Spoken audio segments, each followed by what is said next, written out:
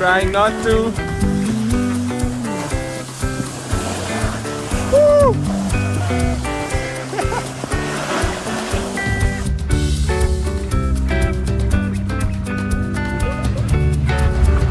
Hey guys! Welcome to my vlog. I don't know.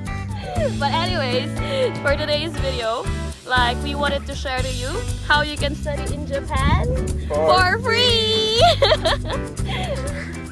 Wait, is that working yet? So I'm Sian, and as you know, I'm from an accountancy background. I'm from the Philippines. And for today's video, we just wanted to share to you how you can basically study in Japan all for free, because both of us got the MEXT Scholarship. And we want to share with you like how to apply for it. Apply, yeah. Yeah.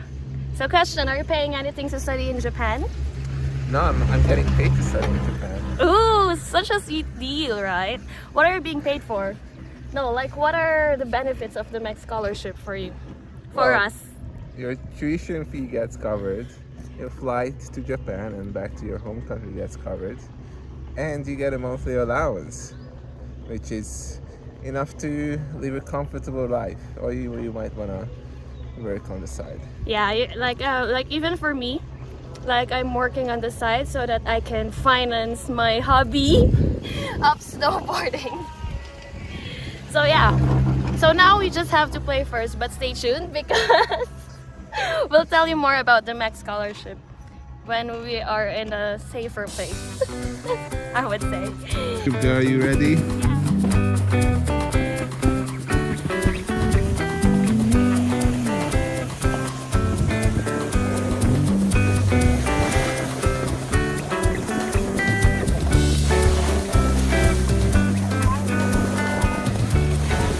Why MEXT, right? Like, so for me, for example, I'm from the Philippines. It's a developing country, and there is a lot of scholarships available for us. But how about you, Greg? Like, Well, tell for me. us, if you're coming from Europe, the only scholarship you can apply to is MEXT. Really? So, You sure? Is that fact checked? well, there's Nakayama at IEJ, but Okay. it doesn't cover everything. So the best option you have is MEXT. Yeah. That's it. That's it. Okay, so that's it. But like, how did you apply for MEXT? You can apply two ways, through the embassy or through your university. If you go through the embassy recommendation, you first have to submit your documents to the embassy, and then you go through different tests and interview with the embassy, and then they will recommend you to MEXT and the university that you want to apply to. So which is the first step? Like the research proposal first? Research proposal, Like or like an application form? application form, and you have to submit a lot of different documents. Okay. Okay. But basically, embassy recommendation is you apply to the Embassy of Japan in your own country. So it's better to like check the website of the embassy in your countries, like how to actually apply and when is the date, because there's a specific date, right? For when you can apply. Yeah, once a year. But it once a year? Same goes to university. Okay. So for us though, like now, the MEXT Scholarship that we got is via the university recommendation track, right? So for me, my step was that like I applied to the university and started submitting my research proposal. And from that, like I got interviewed by the professors to, of course, see if my research is like something valuable or like there's value added with my research proposal and all.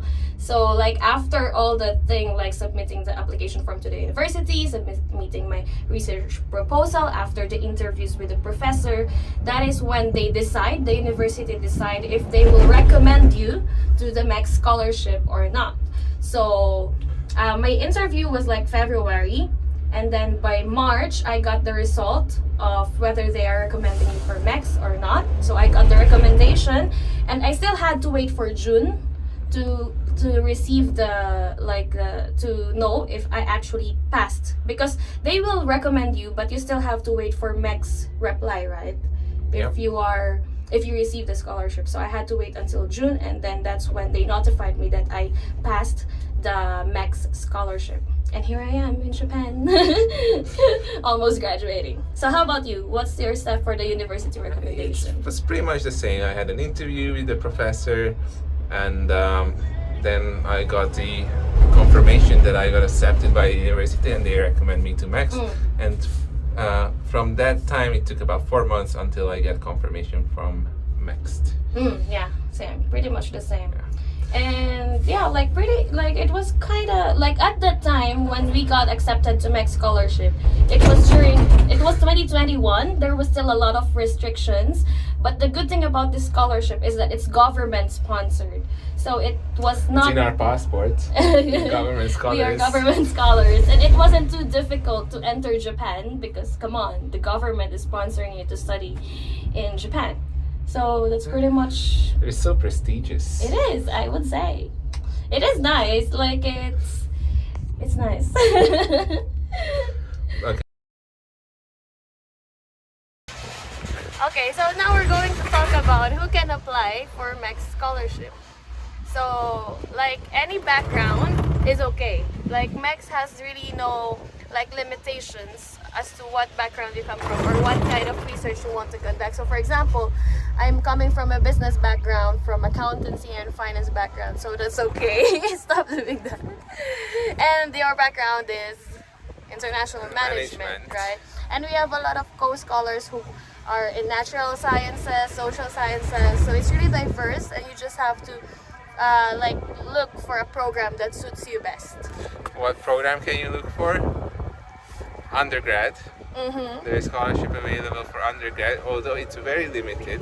Masters, I think master scholarship, they have the most amount of masters. Yeah, masters, yeah. And Masters and PhD. Yeah. So yeah. So like there's a lot of opportunities with MEXT Scholarship, and you just need to find like the right program, the right university for you, and of course do your very best so that you can pass the screening process and study in Japan for free. For free. For free.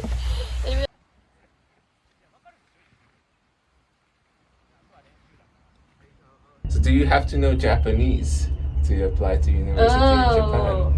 I think this depends on the track or the university you're applying to. The university we are enrolled to is like English everything, so we didn't need Japanese skills. But if you're entering a university and the course you're taking will be in Japanese, well, of course you will need Japanese so that you will understand the classes. Yeah, so basic rule, if you apply to Japanese courses, you need Japanese. If you apply to English courses, you only need English. But it's still an advantage that you have Japanese. He has good Japanese. Okay, show us some Japanese, please.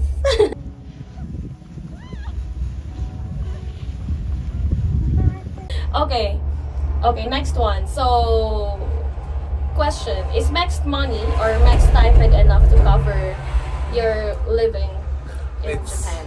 It's enough to cover your basic expenses like accommodation, dormitory, maybe food. But if you want to do anything else outside university, you travel, go skiing, or eat out quite often, then you probably need some extra income. Oh yeah, and by the way, if you have student visa in Japan, they allow you 28 hours a week to work part-time. And if it's vacation time, for example, summer vacation or spring break, something, like you have 40 hours per week where you can work on the side. So like if you want to do some work on the side, it's actually advisable so that you can travel around Japan at least like during breaks. So that's it. Like hopefully you pass MEXT, and if you want to live in Japan, come on, apply today.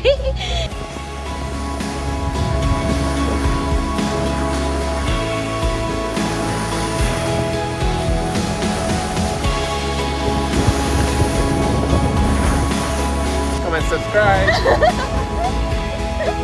Okay.